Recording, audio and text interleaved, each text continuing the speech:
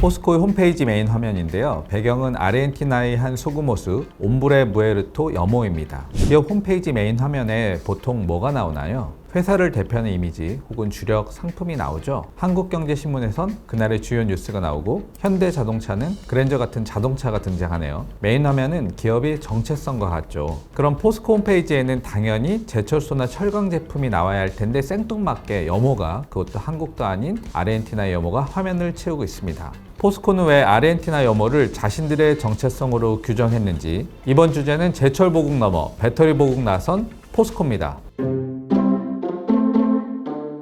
포스코는 1968년 4월에 설립이 됐습니다. 원래 이름은 포항종합제철주식회사 포항제철이었습니다. 이름에서 알 수 있듯이 포항에서 출발을 했고 제철, 그러니까 철을 생산하기 위해서 만들어졌습니다. 포철은 일제 식민시대 피해에 따른 배상, 즉 일본으로부터 받은 대일 청구 자금으로 세워진 기업입니다. 박태준 초대 회장은 조상의 혈세이며 피해 대가로 설립이 됐으니 사업을 반드시 성공시켜서 나라에 보답하자는 의미로 제철 보국을 모토로 삼았습니다.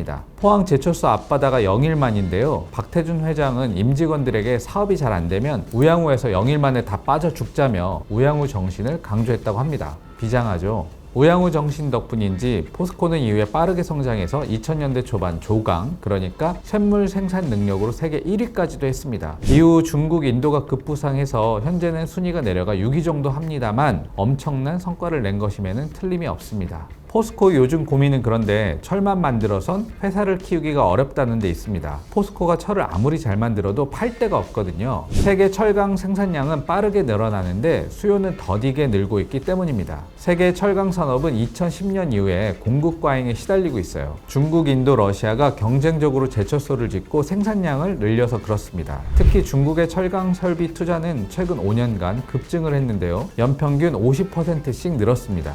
중국이 자국에서 철강 수요가 급격하게 느니까 철강소를 무식하게 많이 지어서 그런데요. 중국을 제외하고 세계 철강 수요는 제자리 걸음 혹은 오히려 줄고 있습니다. 주요 선진국의 철강 제품 수요는 이미 정점을 찍고 내려가고 있어요. 영국, 프랑스, 일본, 러시아는 2000년대 이전에 일찌감치 피크에 이르렀고요. 미국과 대만, 이탈리아, 캐나다, 독일, 스페인 등도 수요가 줄고 있습니다. 한국은 2008년에 피크였어요. 그나마 중국, 베트남, 인도네시아 같은 신흥국의 수요를 뒷받침하고 있어서 버티고는 있는데요. 이것도 얼마 안 갈 것 같습니다. 설령 철 수요가 계속 늘어난다 해도 지금처럼 철을 생산하면 더 이상 사업하기가 어렵습니다. ESG 경영 트렌드 때문인데요. ESG는 환경, 사회, 지배구조의 약자죠. 이 가운데 환경이 가장 중요한 키워드입니다. 환경에 해가 되면 소비자는 제품 안 사주고 은행은 돈 안 빌려주고 기관 투자자는 투자를 안 합니다. 그런데 철강 산업은 기후 악당이라고 불릴 만큼 환경을 대단히 파괴합니다. 제철소에서 배기가스가 엄청나게 나오거든요. 철을 뽑아내려면 철강석과 석탄을 고로에 넣고 1500도 이상 고온으로 녹이는데요. 이 과정에서 다량의 이산화탄소가 발생합니다. 철 1톤을 생산하는데 이산화탄소 1.83톤이 배출된다고 해요. 철보다 이산화탄소가 더 나오죠. 모든 산업을 통틀어 철강 산업이 가장 많은 배기가스를 배출하고 있습니다. 그 비중이 24%나 됩니다. 포스코도 당연히 이걸 알았습니다. 일찍부터 대비도 했죠. 포스코는 1999년 광양제철소에 5번째 고로를 완공한 뒤에 국내에선 더 이상 용광로를 늘리지 않고 있습니다. 이후 제철 사업은 사실상 유지만 하고 큰 투자는 잘 안 해요. 만들어서 팔 때는 점점 없고 만들 땐 욕을 무진장 먹으니까 확장하는 게 힘들었던 겁니다. 그래서 철강을 대체한 무언가를 계속 찾았고 그래서 찾았습니다. 바로 배터리 소재입니다. 여기서 말하는 배터리는 주로 리튬이온 배터리, 그러니까 리튬이 양극과 음극을 오가면서 전기를 생산하는 전지를 뜻합니다. 2차 전지라고도 하죠. 포스코는 리튬이온 배터리를 만들 때 필요한 양극재 시장을 공략했습니다. 양극재가 배터리의 성능을 좌우하는 핵심 소재인데 가격도 소재 중에 가장 비싸거든요. 제철과 배터리 소재는 얼핏 보면 전혀 다른 사업 같은데 비슷한 부분도 많습니다. 우선 한국의 주력 산업을 뒷받침합니다. 철강은 한국이 세계 최고 경쟁력을 보유한 선박, 자동차, 건설, 기계, 전자 같은 산업을 뒷받침했죠. 이들 산업이 수출을 무진장해서 1980년대 이후에 지금까지 40여 년을 한국을 먹여 살렸습니다. 배터리 소재는 앞으로 그럴 가능성이 높죠. 현재 배터리 분야에서 한국은 세계 최고 경쟁력을 보유하고 있습니다.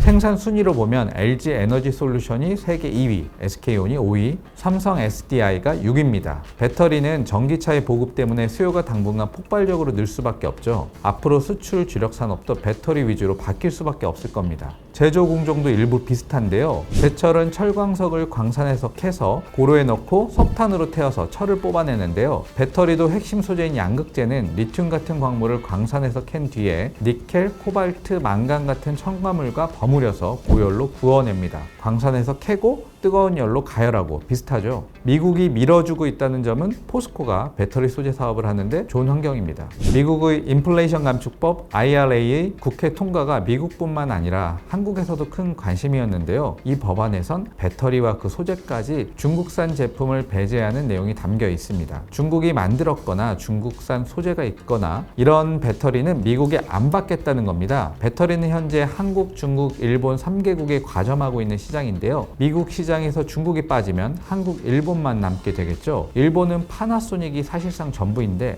파나소닉은 테슬라에 의존합니다. 그러니까 GM, 포드 같은 미국 회사와 폭스바겐, BMW 같은 독일 회사들은 한국 회사밖에 대안이 없어요. 배터리가 뜨는 산업인 건 알겠는데 포스코가 잘할 것인지는 사실 또 다른 문제입니다. 주식시장에선 가능성을 높게 평가하는 것 같습니다. 포스코 계열사 중에 배터리 소재 사업을 하는 곳이 포스코 케미칼입니다. 원래 이 회사는 제철소에서 필요한 내화물, 용광로 만들 때 쓰는 거죠. 혹은 제철 과정 중에 필요한 생석회 같은 것을 공급하는 회사였어요. 그러다 2019년 광양에 양극재 공장을 지으면서 본격적으로 배터리 소재 사업에 뛰어듭니다. 이 사업이 얼마나 빠르게 성장을 했냐면 사업 시작한 지 3년 만인 2022년 양극재 매출 비중이 회사 전체 매출의 절반을 넘었습니다. 3년 만에 배터리 소재 사업 회사가 된 겁니다. 포스코 케미칼이 생산한 양극재는 거의 전량 LG 에너지 솔루션이 사가고 있습니다. LG 에너지 솔루션은 양극재가 계속 부족해서 공장을 더 지어달라고 포스코 케미칼에 요청을 하고 있어요. 사실 양극재는 어딜 가도 부족해서 SK온이나 삼성 SDI 같은 한국 회사들도 포스코 케미칼이 준다고 하면 땡큐 하고 받겠다고 합니다. 물건이 남아도는 철강 산업과 완전히 딴판이에요. 포스코 케미칼의 기업 가치, 즉 시가총액은 약 15조 원으로 국내 증시에서 20위쯤 합니다. 모기업 포스코홀딩스가 24조 원으로 13위인데 격차가 빠르게 좁혀지고 있습니다. 사실 매출만 보면 포스코 케미칼은 연간 4조 원도 안 되는데 80조 원을 넘어가는 포스코홀딩스와 비교를 한다는 것이 말이 안 되는 겁니다. 시장에서 철강 사업과 배터리 소재 사업을 어떻게 평가하고 있는지 아시겠죠? 포스코 케미칼은 요즘 양극재뿐만 아니라 음극재 생산도 늘리고 있는데요. 음극재의 주된 재료는 흑연이고 이 흑연 대부분이 중국에서 생산이 되어서 음극재까지 하는 것은 무리가 있다. 원래 이렇게 봤습니다. 중국이 워낙 잘하니까요. 그런데 포스코 케미칼은 천연 흑연이 아니라 인조 흑연 형태로 중국과는 다르게 생산해서 최근에 미국에서 1조 원어치 수주를 따내기도 했습니다. 양극재와 음극재를 함께 생산하는 회사는 한국에는 포스코 이외에 없고 세계에서도 중국 샨샨이라는 회사 딱 한 곳뿐입니다.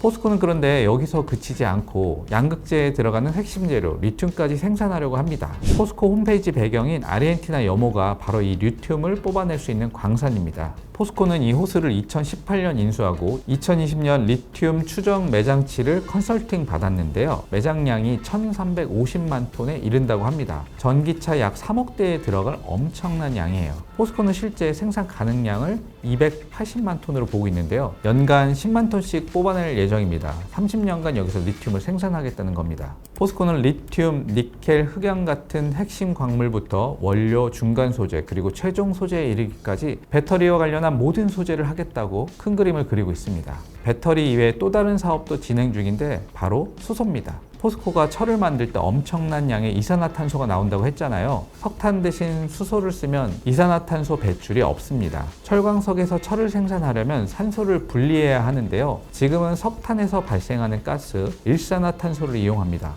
이걸 수소로 바꾼다면 전문용어로 환원이라고 하는데 수소 환원 제철로 생산하면 이산화탄소 대신에 물이 부산물로 나와요. 배기가스가 일절 없는 거죠. 포스코는 수소 환원 제철 방식으로 2050년까지 공정을 바꿔나가겠다고 이미 선언을 했습니다. 또 여기에 필요한 수소도 직접 생산하기로 했는데요. 2050년까지 연 500만 톤의 수소를 생산해서 수소로 연 30조 원의 매출을 올릴 것이라고 비전을 밝혔습니다. 수소를 어떻게 생산할지에 대한 구체적인 청사진도 내놨는데 천연가스에서 뽑아내는 그레이 수소, 이건 원래 하고 있는 방식이고 이것뿐만 아니라 물을 전기 분해해서 생산하는 그린 수소를 연 200만 톤씩 생산하겠다고 합니다. 프랑스의 소설가 줄 베른이 쓴 신비의 섬에 보면 물이 석유처럼 연료로 쓰일 것이란 대목이 있는데 포스코가 이걸 하겠다는 겁니다. 물론 이건 좀 먼 얘기라 어떻게 실현을 할 수 있을지는 좀 더 지켜봐야 할 것 같습니다. 포스코는 정권이 바뀔 때마다 회장이 바뀌곤 했는데요. 대일 청구 자금으로 세워졌으니 정부에서 지분이 있다고 생각을 하는 것 같습니다. 사실 정부 지분은 1도 없죠. 국민연금이 8.5% 지분을 보유하고 있는데 이건 그냥 시가총액 비중대로 샀다 팔았다 하는 주식이라 정부 지분이라고 볼 수도 없어요. 외국인이 51%나 보유하고 있는데 그렇다고 외국 회사라 볼 수도 없겠죠. 아무튼 문재인 정부 때 선임된 최정호 회장은 윤석열 정부가 들어선 뒤에도 물러나지 않았습니다. 퇴임 압력은 엄청나게 받고 있는데 최정호 회장은 나갈 생각이 없는 것 같습니다.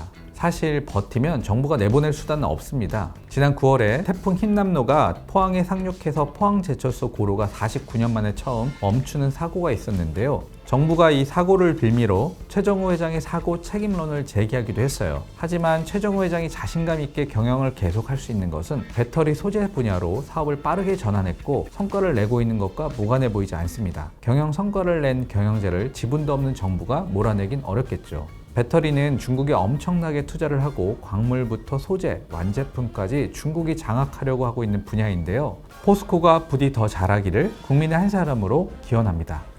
제철에서 세계 최고 된 포스코, 배터리 소재에서도 세계 최고 될 수 있을지 눈여겨보겠어!